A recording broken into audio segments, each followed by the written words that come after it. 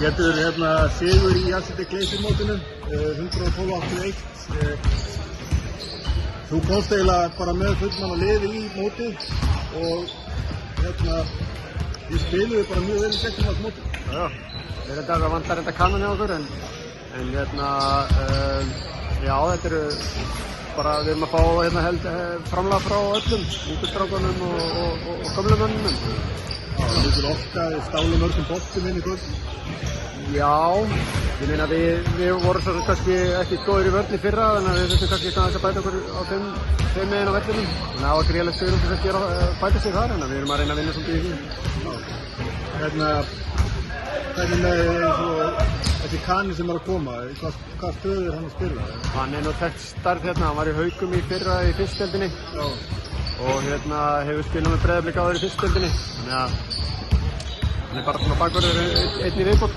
Já, það er nú að bæta hraðan. Já, ég meina við erum líka kannski ekki, þetta er ekki rekið við erum ekki með kannski mikið milli handana til að reka liði, þannig að við þurfum bara að finna það sem við getum fengið. Það var svona að sá fyrsta leikinn ykkar og svo þennan leik og það sem maður svona sá er þú ert raun og veru bara að drilla liðið bara áfram aftur og aftur bara með það sama svo þið tilbúið í mótið.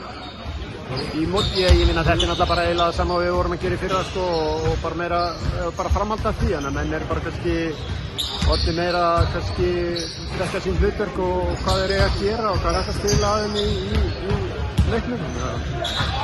Og þetta er náttúrulega kjarninn af þessum strákum náttúrulega Breiðabliksstrákar, þannig að þetta er náttúrulega bara þeir hafa verið í æfingahóp og síðustu 2-3 ár með okkur. Það er markmið hjá Breiðablikum í vetur. Við erum bara, við keldum okkur upp í fyrra og við erum svona kannski vonast að við getum komist í úrslitakeppnina núna, og þetta gefur okkur ákveðin sjálfstraust í það, en þetta er æfingamót, liðin ekki fullmannuð, þannig að við erum bara kannski að toppa á vissum tíma, ég veit það ekki, en við vorum alltaf að þetta var fínt mótið okkur. Það snýst bara eins og þú segir að með sama lið, með þetta halda áfram með sama hóp, árið eldri, árið með ríkari. Já. Þannig að við bara, þetta er bara áframhaldandi vinna það sem við erum búin að vera að gera. Takk kærlega fyrir og gangi vel.